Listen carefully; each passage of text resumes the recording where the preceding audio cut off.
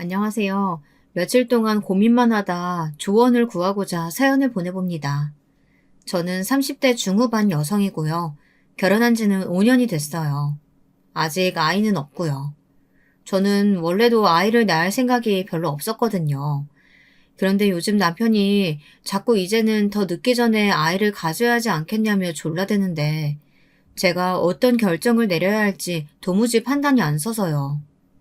여러분께서 제 이야기 들어보시고 저라면 어떻게 하실지 의견을 보태주셨으면 합니다. 어디서부터 이야기하면 좋을까요? 먼저 저희의 신혼생활부터 거슬러 가보는 것이 맞겠네요. 결혼 정년기에 두 남녀가 만나 저희는 제법 순조롭게 결혼 생활을 시작했어요.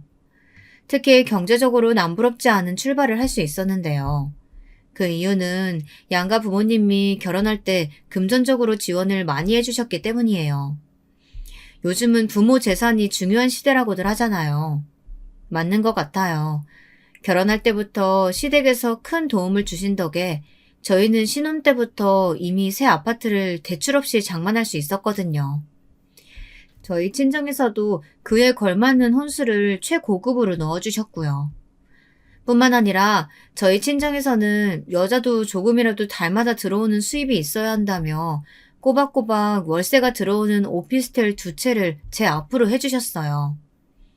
두 집안의 경제력이 차이가 나면 결혼 준비할 때 잡음이 많을 수밖에 없다고 하더라고요.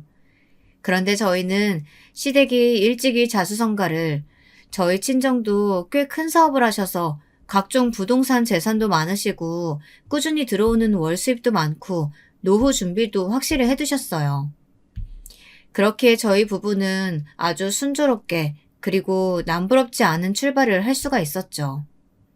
저도 재력 있는 시댁이 나쁘지 않았지만 남편은 정말 누가 봐도 티가 나게 저희 친정집에 돈이 많다는 걸 좋아했어요. 왜 여자들끼리 만나면 은근히 남편 자랑하잖아요. 요즘은 남자들도 그렇게 와이프 자랑들을 한대요. 남편도 마찬가지였어요.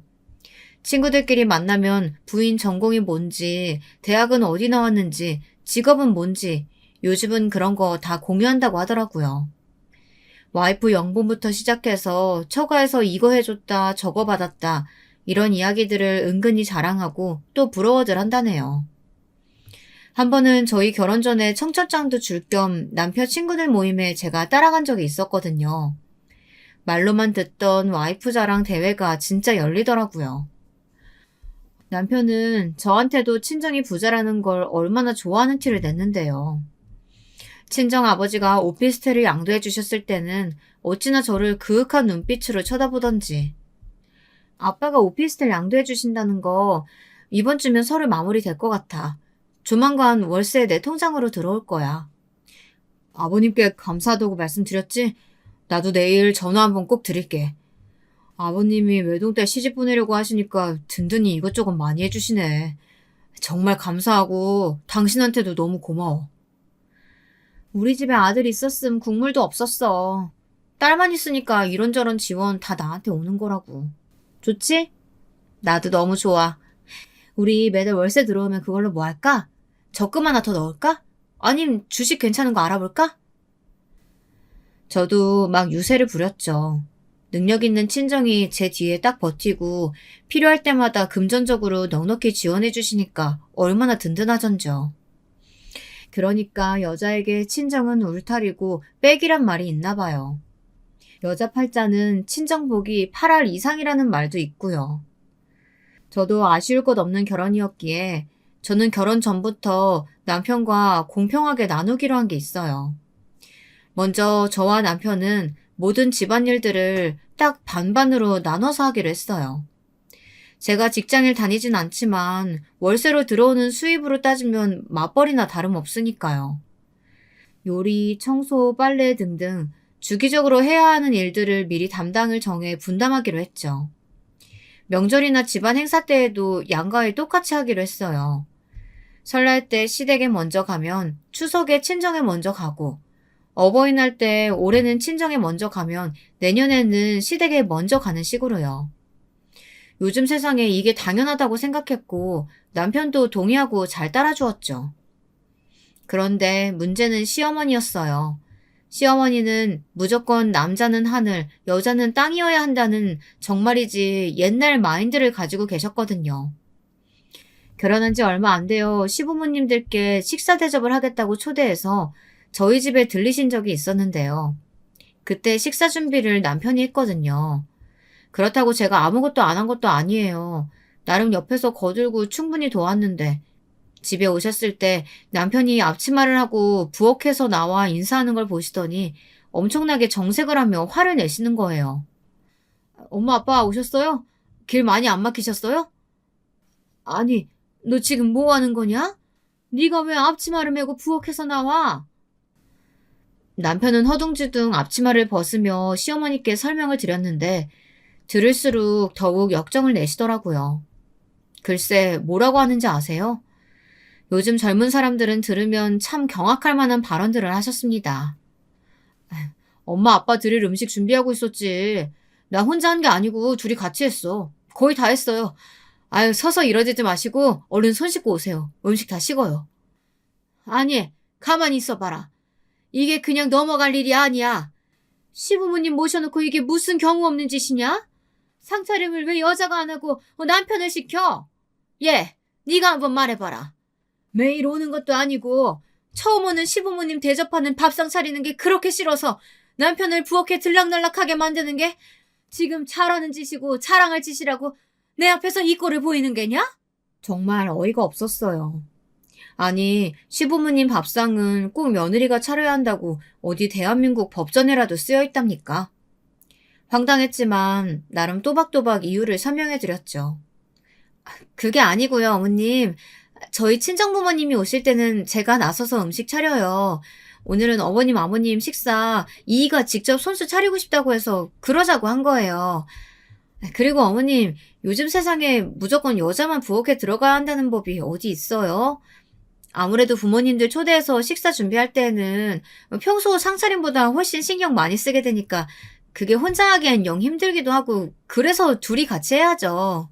게다가 양가 부모님들이 좋아하시는 음식들도 다르시고 간을 어떻게 하는 걸 좋아하시는지는 각자가 더 잘 알지 않겠어요? 이게 다 어머님, 아버님 정성껏 음식 만들어 대접해 드리려다 보니 둘이 역할을 나눠서 준비했다고 그렇게 예쁘게 봐주시면 안 될까요, 어머니? 내 살다 살다 별꼴을 다 보겠구나. 아무리 세상이 변하고 요즘 젊은 사람들이 어떻게 생각하는지는 모르겠지만 나한테 있어서는 절대 있어서는 안 되는 일이야. 절대 네 남편 부엌에 들이지 말아라. 내 한 번만 더 이 꼴 보면 정말 가만히 있지 않을 거야. 나름 애교 섞인 말로 설명을 해드렸지만 시어머님은 들은 채도 안 하시더라고요. 저도 더 이상 말 안 하고 그냥 포기했어요. 그렇다고 앞으로 남편을 부엌에 들이지 않을 생각은 절대 없었고요. 그냥 시어머니가 뭐라고 하던지 말던지 저희가 하던 대로 제가 하고 싶은 대로 하기로 살려고 진즉부터 마음먹고 있었거든요. 그러다 보니 시어머니와는 사사건건 부딪히는 일이 많았습니다. 제가 은근히 느끼고 있는 게 하나 있었는데요. 시어머니가 은근히 저나 저희 친정에게 자격지심을 가지고 있다는 것 같다는 생각이 들었거든요. 글쎄, 시어머니는 늘 저희 친정과 시댁을 비교하는 거예요. 저희 친정집이 서울의 좋은 동네에 고급 빌라인 걸 아시곤 기가 죽기 싫으셨는지 지금 너네 친정집 시세가 한 50억까진 안 하지? 살아보니까 꼭 부자들만 그런 데를 사는 건 아니더라고. 내 친구들도 보면 뭐 사는 데는 그냥저냥 검소하고 깔끔한 동네 사는데 알고 보면 참 알짜배기 부자들이 많거든. 사실 나도 예전에 그 동네 아파트가 하나 당첨이 됐었는데 그때 분양가가 뭐 5억, 6억짜리라서 그냥 품팔기 귀찮아서 말았거든. 근데 그게 지금 20억 가까이 하잖니?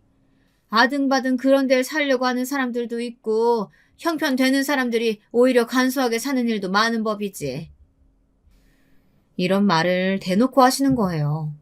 또 한 번은 저희 외가에 대해서 어디서 듣고 아셨는지 너희 외가가 유명한 악기회사를 가업을 하고 있다며? 내 듣고 보니까 참 반갑지 뭐야? 내가 15년 전쯤인가? 신문에서 그 회사 사정 어려운 것 같아서 후원금 내려다가 말았잖니. 나도 어렸을 때 그 악기 배운 적도 있어서 관심이 좀 있었거든. 후원 계좌 아무리 알아봐도 찾기 어려워서 그냥 어떻게 되겠거니 하고 말았었는데. 어떻게 지금은 좀 자금 사정이 괜찮아졌다고 하시니? 이런 말씀도 하셨어요. 저희 외가요? 뭐 사업이란 게 다 그렇죠. 가끔 휘청거릴 때도 있지만 생판 모르는 남의 후원금까지 받을 정도로 어려운 적은 없었을 거예요. 지금도 대기업까지는 아니지만 우리나라에서 손꼽히는 탄탄한 기업이고 저희 사촌들이 잘 물려받아서 가업을 이어가고 있고요. 제가 봤을 땐 저희 시댁도 재산 수준이나 경제력이 남들보다 높은 수준인 건 맞아요. 근데 엄밀히 따져보자면 시어머님 말처럼 유서 깊은 남들이 다 알만한 회사를 대대로 운영하는 외가에 부촌에 살고 계시는 부모님의 그래도 저희 집이 더 잘 사는 편에 속하거든요. 근데 시어머니는 그걸 받아들이기 정말 힘들어하는 거예요. 아무리 저희 친정집을 깎아내리려고 해도 제가 눈 하나 깜짝하지 않자 이번에는 작전을 바꾸신 것 같았어요. 갑자기 저희 집에 온갖 잡스러운 물건들을 퍼나르기 시작하시는 거예요. 상상도 하기 싫은 끔찍한 물건들이었습니다. 그 물건들이 대체 뭐였는지 아세요? 저도 시어머니가 저희 집 초인종을 누를 때마다 그것도 싫었는데 문을 열어드렸을 때 시어머니 손에 들린 물건들을 볼 때마다 정말 진전머리가 쳐지더라고요. 어머니 오셨어요? 오실 땐 미리 연락 좀 하고 오시라니까요. 어머, 이번엔 또 그게 뭐예요? 응, 이건 이 형님이 애기 낳았을 적에 쓰던 천기적인데 너 나중에 애기 낳으면 쓸 일 있을까봐 가져왔어. 네? 천기적이요? 요즘 세상에 누가 그런 걸 써요, 어머니. 다 일회용 기저귀 쓰죠. 게다가 남이 오줌 싸고 똥 쌀 때 쓰던 걸 저더러 쓰라고요? 아니, 다 떠나서 어머님, 저 아직 임신도 안 했거든요? 당분간 계획도 없고요. 도로 가져가세요. 제가 기함을 하며 천기저귀를 못 본 걸 본 취급을 하자 시어머니가 방방 뛰시더라고요. 예, 그 일회용 기저귀란 게 얼마나 환경 호르몬 덩어리인데 건강에 안 좋아. 그걸 갓 태어난 애기 살갗에 갖다 대니? 난 내 핏줄들이 그런 환경에서 자라게 하고 싶지 않다. 그리고 이거 다 네 형님이 3번 넘게 깨끗이 삶은 거야. 오늘도 내가 오기 전에 한 번 더 삶으라고 해서 그렇게 힘들게 준비해 둔 건데. 아니, 그리고 넌 여자가 한 집안에 시집을 왔으면 애를 낳아서 대를 이어야지. 무슨 애를 계획식이나 세워가지고 가지니? 당연히 가지는 거고 생기면 감사하게 남는 거지. 1년 안에 나는 우리 집안 핏줄 꼭 하나 더 태어나는 걸 봐야겠으니까 그리 알고 잘 챙겨둬라. 그날요. 남편이랑 연애하고 결혼하면서 그렇게 대판 싸운 건 그날이 처음이었어요. 싸웠다기보단 제가 일방적으로 퍼부은 꼴이지만요. 어머니 정말 왜 그러셔? 이거 봐. 어머니가 오늘 우리 집에 뭘 가지고 오셨는지 알아? 이게 뭔데?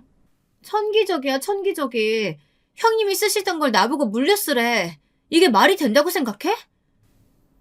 엄마도 참, 뭐 이런 걸 무겁게 들고 오셨대. 그냥 둬. 내가 내일 나가면서 버릴게. 그뿐인 줄 알아? 엊그저께는 나보고 시이모님 돌아가셨는데 그 집에서 쓰던 쇼파 가져갈 생각 없냐고 전화도 하셨었어. 그래? 가져오려고? 내가 미쳤어? 남이 쓰던 걸, 아니 친척이라고 해도 돌아가신 분이 쓰시던 걸 내가 왜 가지고 와? 내 말은 어머님이 나한테 자꾸 어디 적선을 해도 욕먹을 만한 물건들을 자꾸만 갖다 주신다는 거야. 나 정말 스트레스 받아. 왜 그러시는 거야 대체? 당신은 어머님이 왜 그러시는 거라고 생각해? 글쎄, 그래도 자기 생각해서 힘들게 가져다 주시는 거 아니야? 아니, 절대 아니지. 이건 날 무시하셔서 나는 그 정도 급의 물건 써도 되는 사람이라고 깎아내리려고 그러시는 거야. 설마 어머님이 그렇게 생각하시지 않으셨다고 하더라도 나는 어머님의 반복되는 행동이 그런 의도가 있다고밖에 안 느껴져. 그러니까 앞으로 절대 그러시지 못하게 좀 해줘. 나 정말 화내려고 그래. 알았어. 그리고 저 기저귀 당신 손으로 당장 갖다 버려. 아무튼 여자가 당당하고 편한 꼴을 못 보는 시어머니는 호시탐탐 저를 괴롭히시려는 것 같았지만 제가 눈 하나 깜빡했는 줄 아세요? 어머니 앞에서나 남편 앞에서나 제 입장을 똑부러지게 전달했더니 남편은 중간에서 어쩔 줄 몰라 했고 시어머니는 점점 더 저를 못마땅해 하기 시작했습니다. 추석 때의 일이었어요. 설날 때 시댁에 먼저 갔기에 추석에는 당연히 친정에 먼저 가려고 준비를 하고 있었죠. 그런데 시어머니가 아침부터 전화를 하신 거예요. 예, 제사 지내려면 빨리 음식 준비해야 되는데 왜 아직도 코빼기를 안 비추니? 지금 시간이 몇 시인데? 네? 어머님 못 들으셨어요? 저희 이번 명절에는 친정부터 가기로 했어요. 뭐? 그게 무슨 소리야? 넌 출가 외인이고 이제 우리 집안 사람이야. 명절 때 친정 문턱도 못 밟던 시대가 있었다. 근데 어딜 먼저 간다고? 그게 지금 말이 되는 소리냐? 왜 말이 안 돼요? 저도 명절 때면 저희 엄마 아빠 보고 싶어요, 어머님. 저번에는 늦게 가니까 저희 이모, 고모, 사촌들까지 다 갖고 없어서 아쉽더라고요. 어머, 벌써 시간이 이렇게 됐네요.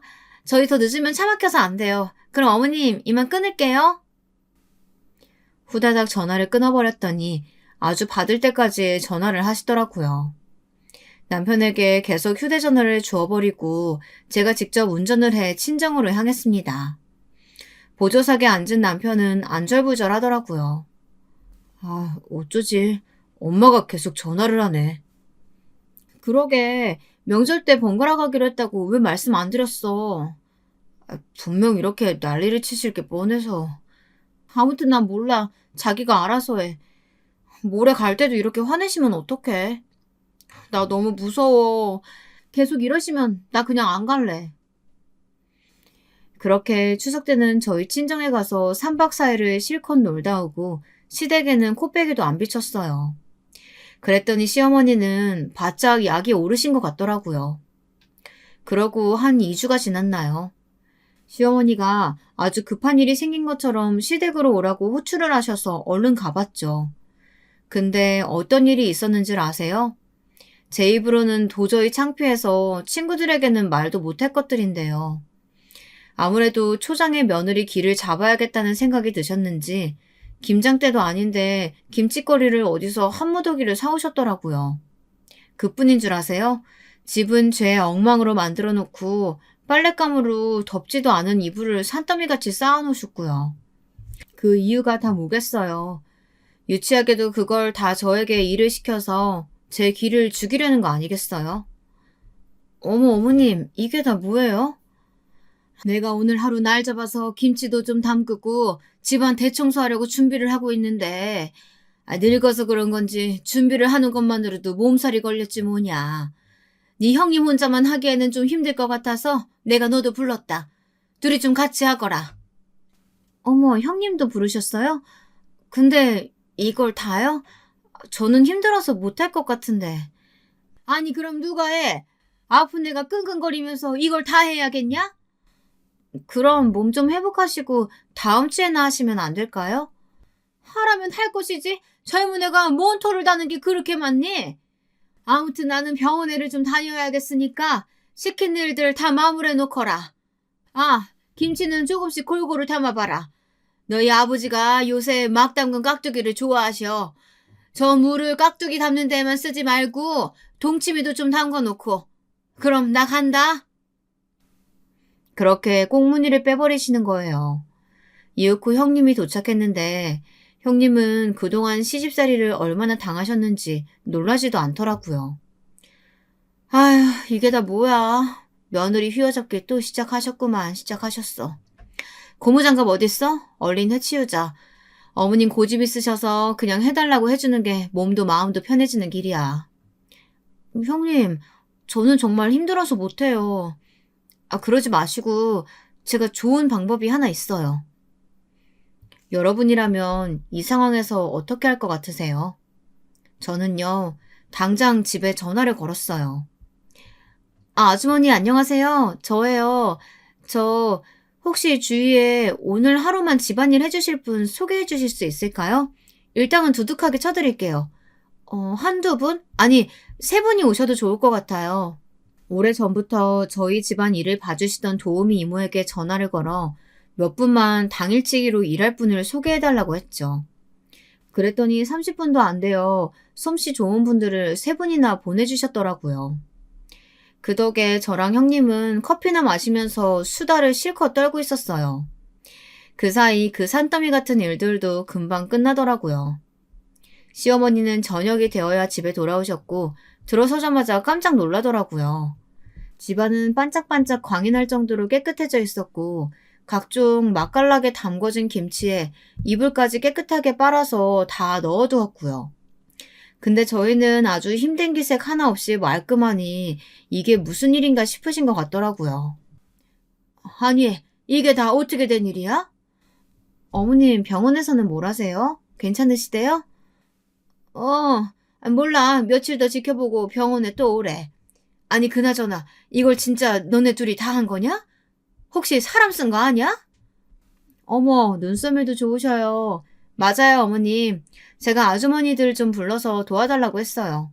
그렇다고 집을 비운 건 아니고요. 옆에서 하시는 거 다 지켜보고 그랬으니까 걱정 마세요. 뭐? 내가 언제 사람 부르랬냐? 너네 보고 직접 하랬지? 어머님, 제가 말씀드렸잖아요. 저 이런 일 할 줄도 모르고요. 힘들어서 못한다고요. 어쨌든 다 깔끔하게 마무리됐으니까 된 거 아니에요? 사실 제가 어머니의 이런 성향을 몰랐던 건 아니에요. 결혼 전에 놀러 오라고 하셔서 몇 번 놀러 간 적이 있었거든요. 가끔 형네 부부도 함께 초대해서 식사한 적이 몇 번 있었는데 시어머니가 묘하게 아니 대놓고 형님을 며느리로서 대접하는 것이 아닌 무시하고 하대하는 듯한 발언을 많이 하시더라고요. 그때 직감했죠. 아, 어머님한테 잘못 걸리면 시집살이를 단단히 하겠구나 하고요. 예, 이게 상 다 차린 거니? 찌개는 없어? 네? 국 있어서 찌개는 따로 안 끓였는데. 너는 없는 집에서 자라서 그런 건지 애가 왜 이렇게 손이 작아? 한 집안에 큰며느리시게나 되는 애가 엄연히 찌개랑 국은 다르지? 우리 밥상에도 찌개랑 국은 따로 끓여서 냈는데 오늘따라 왜 이러니 얘가? 여러분, 100번 양보해서 이해를 해보자고 해도 유복하신 저희 부모님도 그래요. 가끔 찌개도 끓이고 국도 내고 그럴 때도 있죠. 근데 매 끼니마다 누가 찌개랑 국을 같이 끓여서 먹는데요. 거기다가요, 기껏 찌개 하나에 남의 집이 가난하니 우리 집이 부자니 들먹이는 건 정말 너무하잖아요. 근데 그뿐만이 아니었어요. 어머님은 형님을 머리끝부터 발끝까지 구박하고 또 무시하는 그 이유는 오로지 단 하나, 형님의 집안이 시댁보다 가난하다는 것이었어요. 시어머니는 은근히 저에게 형님 뒷담화를 많이 하시는 거 있죠. 글쎄 너희 형님은 내가 처음에 결혼을 반대 좀 했어. 집안이 워낙 차이가 많이 나서 말이야. 그래도 큰며느리는 좀 가풍 있는 집안에서 자란 그런 우아한 며느리 얻고 싶었는데 그 계획이 네 형님 때문에 다 물거품 돼버렸지 뭐니. 아휴 내 팔자야. 그래서일까요? 형님은 그래도 자신보다는 당당하게 시어머니에게 할 말 다 하는 저를 부러워하기도 했고 저에게 늘 지고 많은 시어머니를 고소해하기도 했죠. 나는 어머님이 말을 저렇게 하셔도 결혼할 때 집도 해주시고 애들 학원비며 이것저것 금전적으로 도와주시는 게 많으니까 뭐 찍소리도 못하지 뭐. 그리고 아버님 회사도 언젠가 애들 아빠가 물려받아야 될 텐데 아버님 성격에 수틀리면 국물도 없는 거 알지? 그러니 어쩌겠어. 내가 설설 기는 수밖에. 그런데 동서는 가끔 보면 참 당당하게 할 말 다 해서 가끔 내 속이 다 시원하다니까. 어머님 당황해하시는 모습 보면 대리만족이랄까. 뭐 그런 게 느껴지기도 하고. 근데 어머님도 참 심보가 고약하신 게 가난한 집에서 시집왔다는 죄로 나를 그렇게 무시하셔서 부잣집 딸은 함부로 못 대할 줄 알았더니 그것도 아니네. 그렇게 형님이 보기에도 저와 시어머니의 갈등은 나날이 깊어지고 있었죠. 그러던 어느 날이었어요. 남편이 그렇게 타고 싶다고 노래를 부르던 차가 있었거든요. 마침 남편 생일이 다가오니 그 틈을 타 남편이 엄청나게 저를 조르는 거예요. 지금 타는 차는 어머님 드리고 우리는 새 차를 사서 타자고 말이에요. 아, 여보, 그 차가 이번에 새로 출시하면서 인기가 엄청 많아졌다니까? 지금 예약 안 하면 차 나올 때까지 적어도 1년은 기다려야 된대. 다음 주에 내 생일이잖아. 생일 선물로 그 차 사면 안 돼? 마침 엄마가 차 사는데 돈 좀 보태줄 수 있다고 했어. 어머님이 차 사는데 돈을 보태주신대? 이번에 갯돈 타는 것도 있고 아빠랑 형 몰래 나 준다고 했어. 대신 내가 타던 차 엄마 달래. 엄마가 탄다고. 좋아. 나도 그 차 타보고 싶긴 했어. 대신 한 가지 조건이 있어. 그동안 자기가 어머님 앞에서 무조건 내 편 들어주고 내가 하자는 대로 다 잘해줘서 큰맘 먹고 허락하는 거라는 것만 알아도. 앞으로 더 잘해라. 정말? 와, 너무 고마워, 여보. 난 정말 장가 잘 간 놈이야. 보셨죠? 저희는 이렇게나 사이가 좋은 부부였습니다. 둘 사이는 정말 아무런 문제가 없었다니까요. 그런데 문제는 시어머니가 정말 문제였습니다. 차를 사기로 결정하고 나자 시어머니께서는 득달같이 전화를 걸어 생색을 내시더라고요. 얘, 내가 차 사는데 돈 보태준다는 소리 들었니? 네, 어머니, 안녕하세요. 그럼요, 들었어요. 정말 좋아하던걸요? 넌 정말 웃기는 애다. 근데 왜 고맙다는 전화 한 통을 안 해? 아, 그이가 이미 말씀드린 줄 알고. 감사해요, 어머니. 넌 꼭 그러더라. 애가 뭘 고마운 줄을 몰라. 하긴, 그래서 그런지 너네 친정에서도 요즘엔 통 뭘 안 주시는 눈치더라. 나처럼 반찬을 해다 주시길 하셔. 그때 오피스텔 증여해줬다고 그리 생색을 내시더니 그 이후로 콩고물 떨어주는 것도 없던 것 같던데. 그러면서 그렇게 부자티를 내더라. 어머님, 무슨 말씀을 그렇게 하세요. 암튼 제가 지금 운전 중이어서요. 이따가 다시 전화 드릴게요. 하필이면 제가 그때 누구랑 있었는 줄 아세요? 저는 정말로 운전 중이었고 그때 하필 저희 친정엄마가 옆에 타고 계셨거든요. 운전 중이라 무심코 전화를 받았는데 그런 말들을 쏟아내시는 바람에 얼마나 난감했던지 황급하게 전화를 끊어버렸던 거예요. 어머, 너희 친정어머니 왜 이러셔? 평소에도 이렇게 말하시니? 신경 쓰지 마, 엄마. 가끔 좀 이상하셔. 가만히 있어봐, 얘. 아니, 생각할수록 말을 웃기게 하시네. 그러니까 이번엔 너희 남편 차 바꾸는 걸 시어머니가 돈을 보태주시면서 친정에서 해주는 거 없다고 그렇게 말씀하시는 거 맞지? 엄마가 제대로 들은 거 맞아? 맞아. 가끔 저렇게 비교하면서 생색낼 때가 있으셔. 웃기는 양반이시네. 너 지금 타고 있는 이 차도 오래됐지? 엄마가 아빠한테 말해서 네 차도 우리가 바꿔줄게. 이 엄마가 우리 딸 기죽지 않게 벤츠로다가 하나 뽑아줄게. 어머, 이게 웬 행자야? 내가 시어머니 덕을 볼 때가 있네. 완전 좋지, 엄마. 고마워, 엄마. 내가 시댁에 톡톡히 자랑할게. 그렇게 딸 기죽는 꼴은 절대 못 보시는 저희 친정부모님은 저에게 벤츠를 사주기로 하셨어요. 남편이요? 또 엄청 좋아했죠. 역시 장모님 장인어른이 통이 크시다니까. 나도 못 타본 벤츠를. 부럽다, 자기야. 그럼 우리 엄마 아빠가 누군데. 자기 타던 차는 어머님이 타시기로 했다며? 내가 내일 전화 드려서 가져가시라고 할게. 마침 아까 전화하셨는데 운전 중이라 길게 통화 못했거든. 저는 평소에 시어머니에게는 정말 전화를 안 하는 편이거든요. 괜히 전화 드려봐야 맨날 욕이나 얻어먹고 듣기 싫은 말만 듣고요. 그런데 웬일로 안 하던 짓을 하려는 이유는 저도 저희 친정 부모님 자랑도 하고 생색도 좀 내야 하지 않겠어요? 신나서 전화를 걸었죠. 어머님, 저예요. 바쁘세요? 어제 통화를 길게 못해서 다시 전화드렸어요. 네가 웬일이냐? 그렇게 버릇없이 끊어놓고선 생전 전화 한번 다시 하는 일이 없더니. 드릴 말씀도 있고 해서요. 어머님이 저희 타던 차 가져가신다고 하셨죠? 오늘 가져가시면 해서요. 오늘 당장? 왜? 저희 아파트가 등록할 수 있는 차가 딱 2대거든요. 근데 오늘 제 차가 새로 나와서 그걸 등록하려면 그 이 차를 어머님이 가져가셔야 할 것 같아요. 갑자기 네가 새 차를 뽑았어? 무슨 돈으로? 너 네 남편 닥달해서 너도 새 차 사달라고 한 거야? 아유, 아니요. 그럴 리가요. 저희 친정에서 사주셨어요. 저 기죽지 말라고 벤츠로다가요. 저희 친정에서는 차값 보태주신 게 아니라 아예 사주신 거예요, 어머님. 하도 저희 친정에게 아무것도 안 해주시는 것처럼 말씀하시는데 이렇게 저한테 자주자주 좋은 것 해주시는 분들이에요. 그렇게 말씀하시니까 좀 서운하더라고요. 니네 친정에서 간만에 뭘 좀 해준 거 가지고 생색은. 아니 그건 그렇고 그렇다고 이 삼복더위에 시어머니를 차 가지러 오라가라 해? 새로 나온 제 차도 오늘 저희 집 앞에서 받기로 했어요. 제가 집 비우면 안 되잖아요.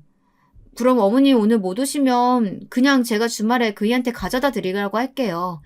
어머머, 내 정신 좀 봐. 찌개 올려둔 거 타는 소리 나네요. 어머님, 저 그럼 끊을게요. 그렇게 제 할 말만 하고 전화를 뚝 끊어버렸어요. 어찌나 고소하고 기분이 좋던지 다음번에 형님을 만나면 이 에피소드도 꼭 들려드림 좋아하시겠다 생각하고 있었죠. 그렇게 몇 시간이 흘렀을까요? 드디어 제 차가 도착했다는 전화가 왔더라고요. 얼른 대충 걸쳐 입고 차를 받으러 나갔죠.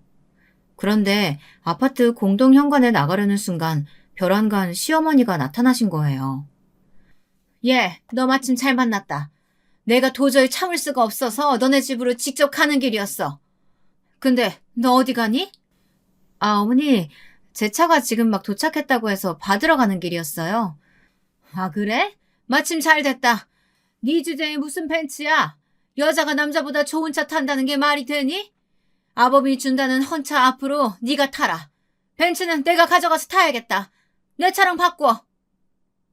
시어머니는 마침 도착한 차 앞으로 달려가서 강제로 차 문을 확 여는 게 아니겠어요? 그런데 그 순간 시어머니는 기야말 광경에 그 자리에서 개거품을 물고 쓰러지고 말았습니다. 에그민아, 아유 깜짝이야. 사돈 양반이 어떻게 여기에. 그 차에는 저희 친정 아버지가 타고 계셨던 겁니다. 아버지 딴에는 차가 제대로 잘 나왔는지 한번 같이 살펴보기도 하고 싶었고 엄마한테 시어머니 전화통화를 들었던 이야기를 듣기도 해서 제가 어떻게 지내고 있나 겸사겸사 와보셨던 거라고 해요. 근데 그런 꼴을 보게 되었다니. 게다가 아버지는 시어머니가 저에게 하는 말을 다 듣고 화가 단단히 나셨더라고요. 안녕하세요, 사부인. 뜻밖의 계기로 이렇게 오랜만에 뵙습니다. 그간 잘 지내셨죠? 아이고, 제가 집에서 막 달려나와서 차림이 말이 아닌데. 예, 잘 지냈습니다. 사돈께서도 별일 없으셨죠? 별일이 없었는데 앞으로 별일이 생길 수도 있다는 생각이 듭니다. 자, 여기서 이러지 마시고 올라가셔서 차라도 한잔 하시죠. 아빠는 의미심장한 말을 남기며 집으로 향했습니다. 제가 간단한 과일과 차를 내오자 아버지는 입을 여섰습니다. 시어머니요, 완전히 가시벙석에 앉은 모양이셨죠. 제가 아까 본의 아니게 사부인께서 하시는 말씀 다 들었습니다만 제가 사부인을 자주 뵌 것은 아니지만 그래도 교양도 있으시고 기품도 있으신 것 같아 참 좋게 봤었어요. 오늘 제가 갑작스럽게 보게 된 모습은 정말 당황스럽네요. 참 속이 상하더군요. 원래 이렇게 저희 딸한테 막무가내로 대하셨습니까? 아버지가 점잖게 조목조목 따지기 시작하니 시어머니 얼굴빛이 빠르게 변하더라고요. 아니, 뭘 어떻게 들으셨는지는 모르겠지만 오해입니다. 따님을 어찌나 똑부러지게 키우셨는지. 얘가 제 말에 눈 하나 깜짝하는 애도 아니에요. 아까는 전화로 버릇없이 자기 할 말만 하고 끊길래 흥분해서 달려오는 바람에. 아무리 흥분을 하셨어도 경우는 지키셔야죠. 원래 윗사람이라는 게 아랫사람이 경거망동한다고 해서 똑같이 행동하면 격이 떨어지는 법입니다. 사회적 지위도 있으시고 아들 며느리 손자까지 주위에 보는 눈도 많은데 사랑스러운 막내 며느리를 그렇게 대하셔야 되겠습니까? 시어머니는 도저히 안 되겠다 싶었는지 적반하장으로 나오기 시작했습니다. 사랑스러운 막내 며느리요? 얘가 얼마나 부잣집 친정 믿고 남편을 우습게 보고 시댁을 만만히 여기는 줄 아세요? 참 웃기지도 않아요. 맨날 친정에서 이거 해줬다 저거 해줬다 자랑만 하는데 원래 친정에서 그 정도는 시댁에서 우리 딸 좀 잘 봐주십사 하는 마음으로 그렇게 다 해주는 거 아닌가요? 딸 가진 죄인이라는 말도 있잖아요. 시어머니의 경악스러운 태도와 말에 아버지는 정말로 화가 단단히 난 것 같았습니다. 평소 무슨 일이 있어도 평정심을 잃지 않으셨고 엄마나 저한테도 큰 소리 한 번 낸 적 없으셨는데 아버지는 다소 격앙된 목소리로 말을 이어나가기 시작하셨어요. 지금 딸 가진 죄인이라고 하셨습니까? 이거 참 유감입니다. 저는 저희 딸을 죄인으로서 취급하는 것이 아니라 귀인으로 대하는 것과 사돈을 맺고 싶었는데 말이죠. 그간 제가 딸을 독립시키고도 지원을 아끼지 않았던 것은 저희 딸이 복덩이여서지 무슨 딸로 태어난 죗값을 치르기 위해서가 아니었단 말입니다. 그렇게 말씀하시니 저도 사람인지라 참 서운한 마음이 듭니다. 현재까지 박서방에게 지원하고 있던 모든 것 중단하고 또 앞으로 증여하기로 마음먹었던 것들도 다 없던 일로 하겠습니다. 방금 저희 집안에게 아주 큰 실수하셨다는 것만 알아두셨으면 좋겠네요. 이제 나눌 대화 다 나눈 것 같으니까 댁으로 가시죠. 저는 제 딸에게 사부인이 또 무슨 막말을 할지 모르니 사부인이 먼저 가시는 것을 제 눈으로 봐야 안심하고 돌아갈 것 같습니다. 어서 가시죠. 그렇게 시어머니는 쫓겨나듯이 저희 집에서 나갔고 그제서야 아빠도 집으로 가셨습니다. 아빠에게 잘 사는 모습만 보여도 모자랄 판에 이런 모습을 보였다는 것이 너무도 속상했습니다. 눈물이 다 나더군요. 그렇게 화도 냈다가 울기도 했다가 하면서 마음을 추스리고 있는데 남편이 놀란 얼굴로 헐레벌떡 집으로 뛰어들어오는 게 아니겠어요? 퇴근할 시간도 아닌데 말이에요. 여보 괜찮아? 이게 무슨 일이야? 울었어? 당신이 이 시간에 웬일이야? 조퇴한 거야? 장인어른 연락받고 당신 걱정돼서 일이 손에 잡혀야지. 급한 일 있다고 대충 얘기하고 조퇴하고 왔어. 무슨 일이야? 엄마가 대체 또 무슨 일을 하신 거야? 남편 말을 들으니 더 서러운 거예요. 엉엉 울면서 어머님이 내 벤츠를 빼앗아 가려고 하시다가 궁지에 몰리자 하신 막말들을 막 읊어줬어요. 남편의 얼굴이 하얗게 질리더라고요. 정말 미안해. 내가 뭐라고 할 말이 없다. 장인어른께도 너무 죄송하고. 나는 정말이지. 내가 뭘 잘못했는지 모르겠어. 솔직히 나 같은 며느리가 어딨어? 나 시집 오기 전에 소개팅이며 선짜리며 정말 많이 들어왔었어. 집안이 좋은 것도 정말 많았고 남자들 직업도 하나같이 변호사, 의사, 회계사 이런 사자 달린 직업들 뿐이었다고. 근데 난 당신을 선택했어. 오로지 당신을 사랑했다는 이유만으로 당신을 선택했고 우리 부모님도 그런 당신과 나를 적극적으로 지지해 주셨어. 근데 이게 다 뭐야? 내가 뭘 잘못했어? 내가 왜 어머님께 이런 수모를 겪어야 돼? 당신 잘못 없어. 다 내 잘못이야. 내가 내일 모든 거 다 수습해볼게. 사실 시댁에 시시콜콜 말하진 않았지만 친정에서는 앞으로도 지원해주겠다고 하셨던 게 정말 많았어요. 조만간 절차가 마무리되는 대로 현금 10억 원을 상속해 주시기로 했었죠. 그 다음 순서로 소형 상가도 하나 증여해 주시기로 했었는데 아버지는 그걸 다 취소해 버리셨어요. 시어머니가 저를 막대하는 것을 목격하신 그날 아빠는 남편에게 전화를 걸어 이렇게 이야기하셨다고 해요. 그랬더니 남편이 그렇게 조퇴까지 하고 헐레벌떡 뛰어온 것이었어요. 내가 자네에게 한 번에 상속해주지 않았던 이유는 우리나라 상속법이 워낙 까다롭고 세금이 어마어마하기도 한 이유도 컸었지만 어쨌든 젊은 사람들에게 한꺼번에 모든 걸 다 쉽게 주기보단 차근차근 자리 잡아나가는 걸 보고 싶기도 해서였네. 근데 그 모든 걸 자네 어머니께서 물거품으로 만들어버리셨어. 내가 그동안 자네 만나서 한 얘기들이나 내 딸에게 전해들은 이야기 통해서 앞으로 현금으로 때마다 10억씩 그리고 준비되는 대로 소형 상가들도 차례로 증여해주기로 했던 거 짐작하고 있었겠지? 그것들을 다 없던 일로 하겠네. 자네 어머님 말도 일리가 있어. 이게 다 내가 덕이 부족해서 벌어진 일이라는 생각이 들어.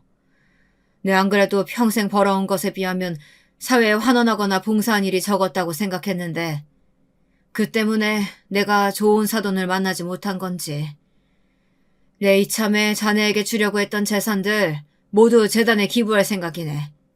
좋은 일에 쓰는 거니 너무 섭섭해하지 말게. 여러분은 결혼을 하셨는데 상대방 집안에서 10년 주기로 몇 억씩 혹은 소형 상가며 오페스탈이며 차근차근 증여를 해준다고 하면 어떤 기분이 드시겠어요? 그게 눈앞에 있었는데 한순간의 꿈처럼 사라져 버린다면요. 저희 남편이 딱 그 꼴이었어요. 남편은 너무도 아쉽고 속이 쓰린 나머지 밤에 잠도 잘 못 자더라고요.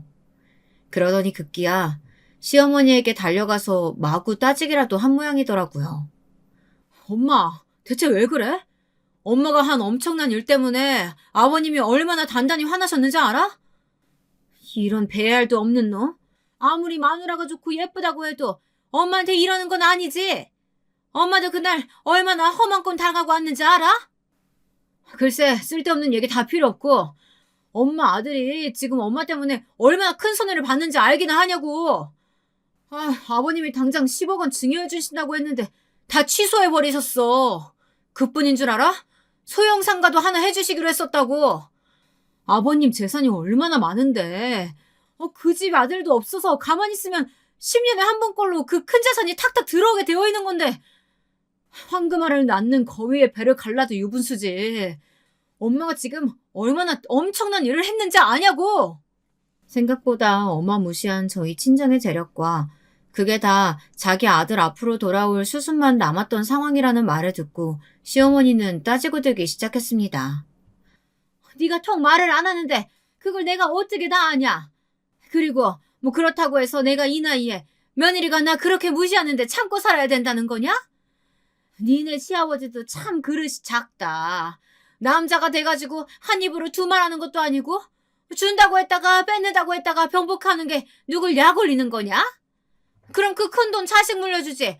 자식 안 물려주고 다 어디다 쓴다는 거야? 기부한대, 기부. 엄마 같은 사도 만난 것도 다 자기가 덕이 부족해서 그런 것 같다고 이참에 아시는 재단에 다 기부해버릴 거라고 하시더라. 벌써 1억은 미리 납부하셨어. 이거 봐. 기부증서 보여? 내가 이거 엄마 보여주려고 이렇게 가지고 왔어. 시어머니요. 정말 욕심도 많으시지. 세상에 그 기부증서를 보자마자 대성통곡을 하시더래요. 세상에, 진짜로 이 아까운 돈을 다 기부했단 말이야? 아이고 내 돈, 아이고 내 돈. 참나, 정말 웃기지도 않죠. 설사 그 돈이 별탈 없이 온전히 아들 앞으로 증여가 됐다고 해도 그게 왜 자기 돈이라고 땅을 치며 후회하는 건지요. 돈 많은 며느리의 돈은 돈대로 쏙 빨아먹고 싶고 종처럼 하대하고 부려먹고 싶은 심보는 정말 못된 거 아닌가요? 남편도 그런 시어머니의 태도에 기가 막힌 것 같았습니다. 난 몰라. 엄마가 저지른 짓이니까 엄마가 수습해. 나는 장인어른이 주신다는 돈 꼭 물려받고 싶어. 그러니까 엄마가 장인어른한테 가서 사과를 하던 빌던 모든 걸 없었던 일로 하게 해줘. 남편은 그 후로 정말로 어머님이 전화를 해도 받지 않고 시댁의 발길을 뚝 끊어버렸습니다. 그러자 시어머니가 결국엔 저를 찾아오시기 시작했습니다. 저는 정말 시어머니를 다신 보고 싶지 않았어요. 한참을 초인종을 누르시고 문을 두드려도 열어드리지 않았죠. 그렇게 한 달쯤 됐을까. 그날도 어김없이 집 앞에 찾아오셨는데 그날은 고민이 되더라고요. 문을 열어드릴까 말까 고민하다가 뭐라고 하실지 드러나 보자는 생각에 문을 열어드렸어요. 어머님은 오늘도 맥없이 돌아가야 하나 싶었는데 뜻밖의 수학에 반색을 하면서 들어오셨죠. 이전과는 확연히 달라진 태도였어요. 문 열어줘서 고맙구나. 내가 이렇게 여러 날 너네 집 문을 두드린 건 사과하려고 온 거야. 정말로 미안하다. 사돈어른께서 그렇게 깊은 뜻이 있는 줄도 모르고 내가 정말 경솔했다. 일단 들어오세요, 어머니. 앉아서 대화 나눠요. 그래, 고맙다. 고마워.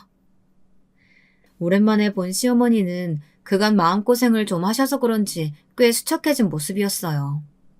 알고 보니까 시아버지도 이 사실을 모두 알고 어머님에게 아들 며느리 이혼하면 당신도 이혼당할 줄 알라고 아주 난리를 치신 모양이더라고요. 저는 시어머니에게 제 생각을 차분하게 말씀드렸어요. 어머니, 저는 어머님이 바라시는 남편과 시댁을 하늘로 생각하고 섬기는 그런 며느리는 못 될 것 같아요. 보셔서 아시겠지만 저희 집 분위기부터가 아버지가 절대 엄마나 저를 함부로 대하지 않으셨어요. 저는요, 어렸을 때부터 힘든 집안일은 엄마를 시키기보단 아버지가 직접 나서서 하시는 걸 더 많이 보고 자랐고요. 저희 할머니, 할아버지도 엄마를 귀하게 대접해 주시기만 하셨지, 막 시집살이 시킨다거나 하는 일도 절대 없으셨어요. 만약 그런 일이 있으셨다면 지금 그이가 그러하듯이 저희 아버지도 가만히 있지 않으셨을 거예요. 제가 할 도리를 다 하지 않겠다는 게 아니에요. 저는 앞으로도 제가 그이의 아내로서 또 며느리로서 해야 하는 일들은 다 할 거예요. 그치만 죄인처럼 노예처럼 어머님이 어떤 말을 하시던 감내하는 일은 없을 거예요. 그래야지. 당연히 그래야지. 네 말이 다 맞다. 네 말이 다 맞는 말이야. 그럼 지금껏 내가 한 모든 일들 다 용서해 주는 거냐? 용서하고 말고 할 게 뭐가 있겠어요. 저에게는 앞으로 안 그러시면 되죠. 그런데 하나, 저희 부모님께는 꼭 사과해 주셨으면 좋겠어요. 알겠다. 알겠어. 그렇게 시어머니는 울면서 집에 돌아갔고 며칠을 망설이는 것 같더라고요. 고민이 되셨겠죠. 평생을 남자는 하늘, 여자는 땅이라는 생각을 가지고 살아오신 분이 사돈에게 고개를 숙여야 한다는 것이 얼마나 자존심이 상하셨겠어요. 그러더니 작심하고 저희 친정 부모님께 찾아가서 사과를 했다고 합니다. 제가 못난 마음 먹고 복덩이 같은 며느리 몰라보고 이렇게 큰 잘못을 했습니다. 귀한 자식 믿고 보내주셨는데 험한 꼴 보시게 해서 정말 죄송합니다. 앞으로는 이런 일 없게 딸처럼 귀하게 대하면서 살아보려고 합니다. 부디 노여움 푸시고 저희 아들에게도 말을 꼭 좀 전달해 주세요. 그렇게 시어머니의 사과를 끝으로 불거졌던 갈등은 어느 정도 수습이 되었습니다. 제가 이번에 깨달은 게 하나 있어요. 친정 유산이 워낙 많다 보니 언제든 이혼해도 잘 살 수 있다는 생각에 시댁 식구들에게 거리낄 게 없이 당당하게 사라지더라고요. 그렇다고 친정이 가난하다고 주눅들거나 당당하지 못하게 살아야 한다는 말은 아니에요. 어쨌거나 다들 누울 자리 보고 다리를 뻗으라고 약한 사람만 골라 못되게 갑질하는 사람들에게는 그 배로다가 강하게 나가면 절대 함부로 대하지 못한다는 이야기를 하고 싶은 거예요. 그게 다 인품과 인격으로 드러나는 거 아니겠어요? 어른으로서 먼저 베풀고 보듬고 잘 대해줘야 아랫사람들도 우러러보고 따르는 법이죠. 지금도 보면요. 저희 남편은 시어머니와 시아버지에게보단 저희 엄마 아빠에게 더 잘해요. 누군 그러대요. 다 친정 돈 바라보고 그런 거 아니냐고요. 아무렴 어때요? 어쨌거나 길지도 않은 인생 앞으로 잘해드리면 그만이죠. 이렇게 마음이 편해지고 보니 제 얼굴도 참 좋아졌나 봐요. 동기 모임 나가면 친구들이 그러대요. 동창들 중에 보면 얘 팔자가 제일 좋은 것 같아. 우리 학교 다닐 때 보면 공부 잘하는 애 예쁜 애 얼마나 많았니?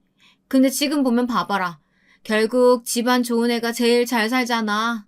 나이 들고 보니까 예쁨도 퇴색되기 마련이고 똑똑한 애들도 시집가서 애 낳고 가정주부 되면 그냥 평범한 아줌마고. 근데 얘 봐라. 시댁 스트레스 없어. 남편 잘해. 돈 있어. 근심 걱정 없어. 그렇게 잘 가꿔서 그런지 피부도 반딱반딱 윤이 나면서 얼마나 보기에 좋니? 너 요즘 예뻐졌어. 그래서일까요? 남편이 은근히 저를 요새 못살게 군다니까요. 저는 원래 아기 생각이 없는데 그렇게 저를 꼬시면서요. 자기야, 우리도 얼른 애기 낳으면 안 돼? 난 정말 자기 닮은 딸 낳고 싶어. 애 키우는데도 체력이 중요하다는데 한 살이라도 젊을 때 빨리 낳는 게 좋대. 어떻게 오늘 당장 실행해? 난 싫다니까.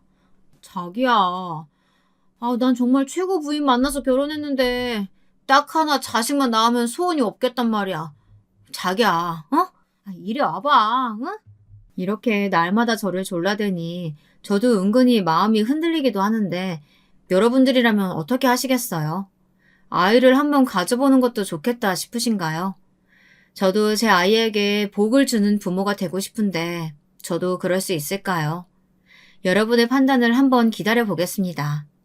제 긴 이야기는 여기까지입니다. 소중한 시간 내어 들어주셔서 감사합니다.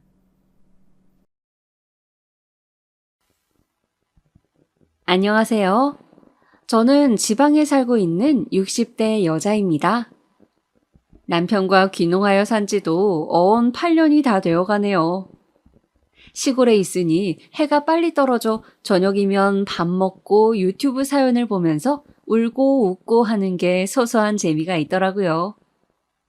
그러던 중 얼마 전 저에게도 특별한 일이 일어나서 많은 분들께 들려드리고 싶어 사연을 보내게 되었습니다. 거의 40여 년 전으로 거슬러 올라가야 하니 조금 긴 이야기가 될 수도 있겠네요. 그럼 시작하겠습니다. 평범한 외모에 수더분한 성격을 가진 남편과는 선을 봐서 결혼하게 됐습니다. 아는 지인분이 부자는 아니지만 정말 착하고 성실한 남자가 있다며 한번 만나보라고 해서 만났던 게 바로 지금의 남편이었습니다. 남편은 20대 초반에 부모님이 모두 돌아가셔서 나이 차이 많은 어린 여동생을 아빠처럼 키워가며 열심히 살아온 사람이더라고요. 20대 시절부터 힘든 일도 마다하지 않고 성실하게 살아온 그 모습이 마음에 들었습니다. 저 역시 부모님을 일찍 여의어 친척 손에 컸는데 이런 남자라면 인생의 동반자로서 남은 인생을 서로 의지하며 함께 걸어봐도 되겠다는 생각이 들어서 결혼하게 되었습니다. 남편과 결혼하면서 저에게는 소중한 식구가 하나 더 생겼어요. 우리 신우이. 남편보다 11살이나 어린 귀여운 늦둥이였죠. 제가 남편과 결혼할 당시에만 해도 아가씨는 아직 풋풋한 중학생이었어요. 이 어린 것을 따로 떼어놓을 순 없어서 결혼 후에도 셋이서 함께 살았습니다. 아가씨랑 같이 살면서 불편하지 않았냐고요? 전혀요. 아가씨는 부모님을 일찍 여의어서 그런지 몰라도 나이에 비해서 어른스럽고 싹싹했습니다.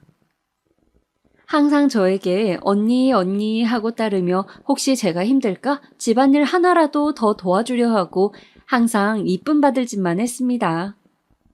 형제 자매가 없었던 저는 아가씨가 마치 친동생인 것처럼 느껴졌습니다. 아가씨가 먹고 싶어 하는 것은 하나라도 더 해주고 싶고 예쁜 옷도 입혀주고 싶고 그랬어요. 우리 형편에 많은 것을 해줄 순 없었지만 그래도 최대한 아가씨를 남부럽지 않게 키워서 좋은 집에 시집 보내고 싶었습니다. 남편과의 결혼 생활은 아가씨 덕분에 더 행복했던 것 같아요. 남편이 일 때문에 바빠서 아가씨랑 보내는 시간이 더 많았습니다. 둘이 장도 보러 다니고 투닥거리며 같이 요리도 만들고 남편이 출장을 가서 집에 안 들어오는 날에는 아가씨랑 나란히 누워 밤새도록 수다를 떨기도 했어요. 아가씨는 저에게 있어서 가장 친한 친구이자 동생이자 딸이었습니다. 이런 아가씨가 어느 날 그 예쁜 눈을 반짝이며 저에게 말하더군요. 언니, 우리 오빠랑 결혼해줘서 너무 고마워요. 언니가 내 새언니라서 정말 행복해요. 저는 아가씨의 손을 꼭 잡고 나도 그렇다고 말해주었어요.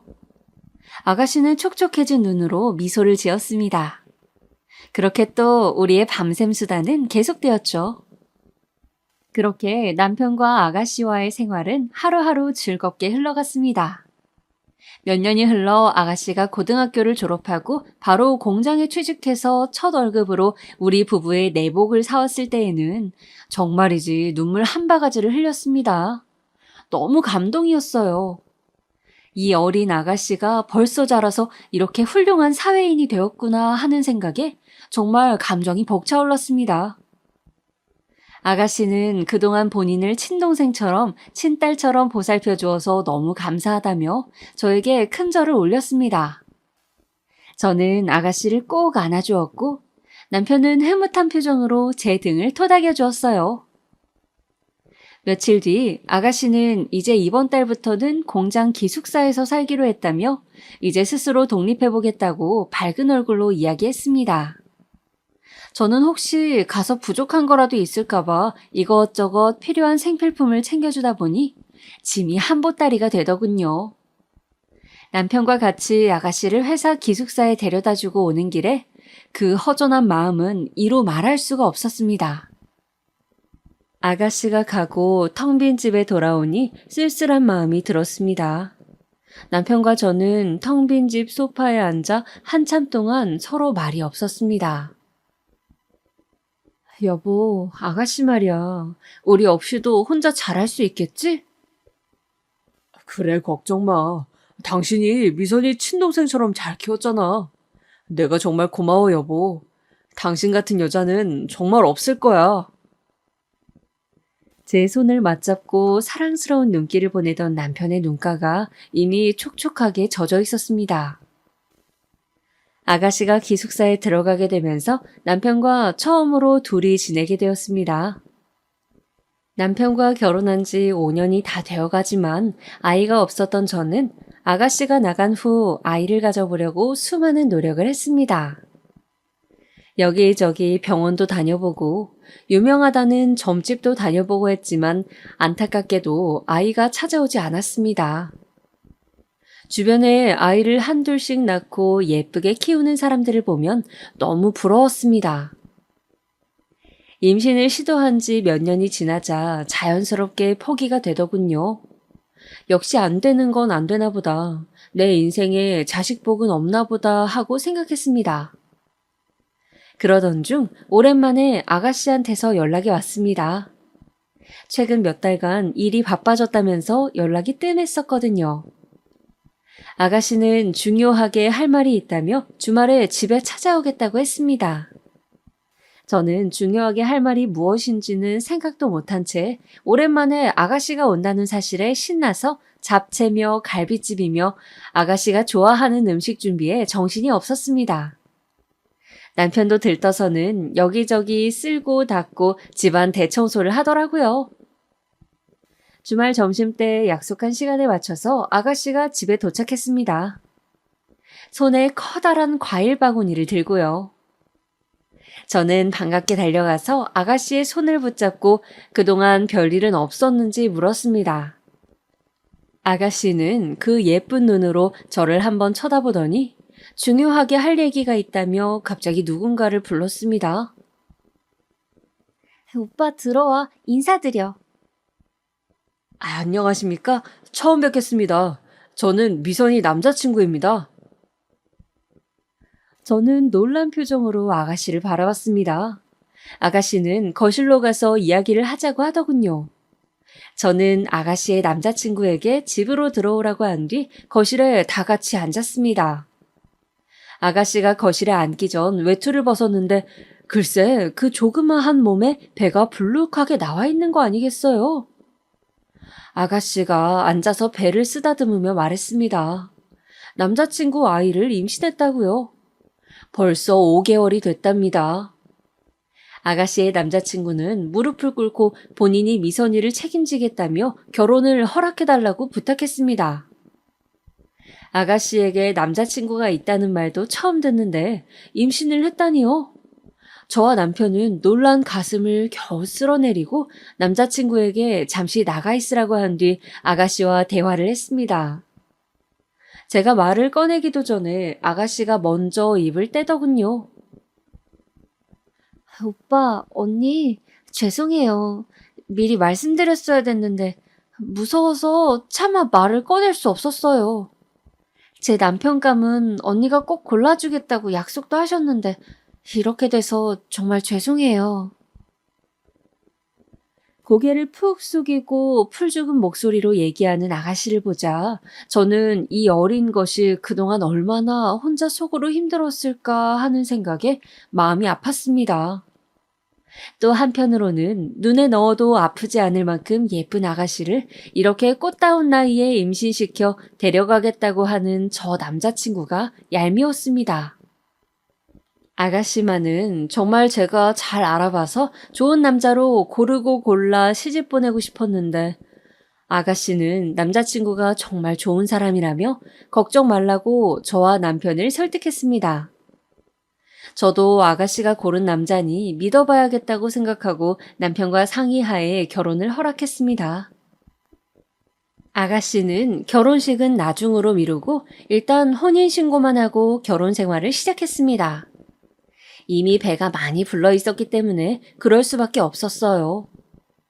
그렇게 아가씨는 조그마한 신혼집에서 무난한 결혼 생활을 하게 되었고 금방 시간이 흘러 쌍둥이를 출산했습니다. 첫째가 남자아이, 둘째가 여자아이, 이렇게 일란성 쌍둥이였습니다. 제가 낳은 아이는 아니었지만 그 조그마한 발가락이 꼼지락거리는 걸 보면 마음이 행복으로 충만해졌습니다. 아이들이 아가씨를 닮아서 그런지 동그란 눈망울에 조그마한 코가 너무 귀엽고 예뻤습니다. 아이들이 100일이 되기 전쯤 김서방이 일이 바빠서 집에 못 들어오는 날이 많다며 아가씨가 당분간 아이들이 어느 정도 클 때까지는 저희 집에서 살기로 하고 어린 쌍둥이를 데리고 돌아왔습니다. 아가씨와 쌍둥이까지 함께하는 생활은 행복 그 자체였습니다. 아가씨는 비록 결혼해서 애엄마가 되었지만 예전에 그 맑고 순수한 마음만큼은 그대로였습니다. 아이들도 엄마를 닮아서 어쩌면 이렇게 순한 아기가 있나 싶을 정도였습니다.